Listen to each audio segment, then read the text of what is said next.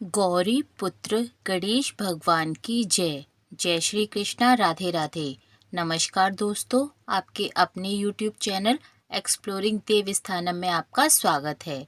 आज इस वीडियो में हम आपको भौम प्रदोष व्रत की कथा को बताने जा रहे हैं। अगर आपको हमारी वीडियो पसंद आए तो इसी तरह व्रत कथाओं को जानने के लिए हमारे चैनल को लाइक एवं सब्सक्राइब अवश्य करिए। तो आइए वीडियो शुरू करते हैं। हर माह के शुक्ल और कृष्ण पक्ष की त्रयोदशी तिथि को प्रदोष व्रत किया जाता है। प्रदोष व्रत की तिथि जब मंगलवार को आती है तब उसे भौम प्रदोष व्रत के नाम से जाना जाता है। भौम प्रदोष व्रत में कथा सुनना व कहना बहुत पुण्यदायी माना जाता है और इस कथा से पूजा भी पूरी होती है। मान्यता है कि भौम प्रदोष व्रत की कथा सुनने व कहने से देवों के देव महादेव का आशीर्वाद प्राप्त होता है और आर्थिक परेशानियों से मुक्ति मिलती है। तो आइए जानते हैं भौम प्रदोष व्रत की कथा के बारे में। एक बार सूत जी बोले, अब मैं मंगल त्रयोदशी प्रदोष व्रत का विधि विधान कहता हूँ, ध्यान पूर्वक सुनो। मंगलवार का दिन व्याधियों का नाशक है। इस व्रत में एक समय व्रती को गेहूं और गुड़ का भोजन करना चाहिए। इस व्रत के करने से मनुष्य सभी पापों व रोगों से मुक्त हो जाता है। इसमें किसी भी प्रकार का संशय नहीं है। अब मैं आपको उस बुढ़िया की कथा सुनाता हूँ जिसने यह व्रत किया व उसको मोक्ष की प्राप्ति हुई। अत्यंत प्राचीन काल की घटना है। एक नगर में एक बुढ़िया रहती थी। उसके मंगलिया नाम का एक पुत्र था। वृद्धा को हनुमान जी पर बड़ी श्रद्धा थी।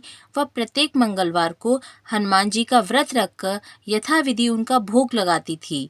इसके अलावा मंगलवार को एक न तो घर लीपती थी और न ही मिट्टी खोदती थी।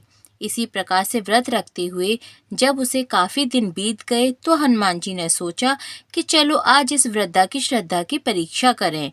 वे साधु का वेश बनाकर उसके द्वार पर जा पहुँचे और पुकारा, हे कोई हनुमान का भक्त जो मेरी इच्छा पूरी करे। वृद्धा ने यह पुकार सुनी तो वह बाहर आई और महाराज क्या आज्ञा है ऐसा कही। साधु वेशधारी हनुमान जी बोले कि मैं बहुत भूखा हूँ, भोजन करूँगा, तू थोड़ी सी जमीन लीप दे।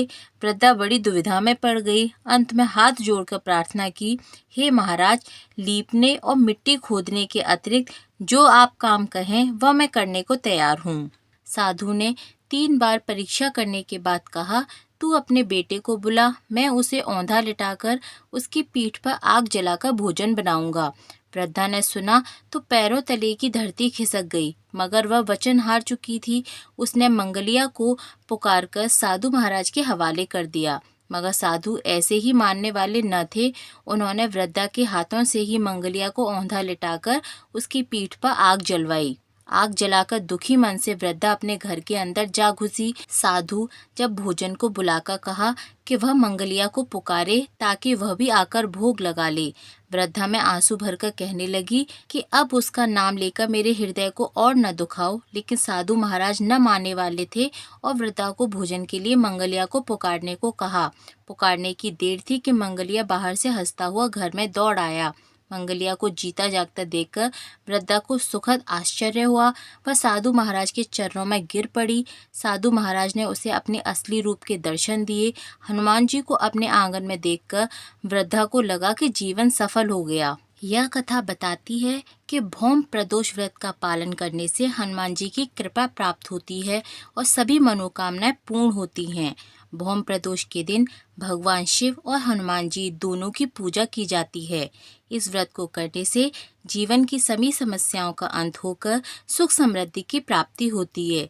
बोलिए गौरापति भगवान शिव शंकर की जय, माँ पार्वती की जय, हनुमान जी की जय। तो आइए जानते हैं प्रदोष व्रत की सरल पूजा विधि। सबसे पहले प्रदोष व्रत के दिन सुबह जल्दी उठकर शिव जी का ध्यान करें और व्रत का संकल्प करें। स्नान ध्यान करने के बाद पूजा स्थल की साफ सफाई कर लें। इसके बाद सबसे पहले शिवलिंग का गंगा जल से अभिषेक करें और इसके बाद दूध, दही, शक्कर, घी आदि से अभिषेक करें। इस दौरान मन में ओम नमः शिवाय मंत्र का जाप करते रहें। अब शिव जी का चंदन, भस्म आदि से तिलक करें और पुष्प, बेलपत्र, वस्त्र, रुद्राक्ष आदि से श्रृंगार करें।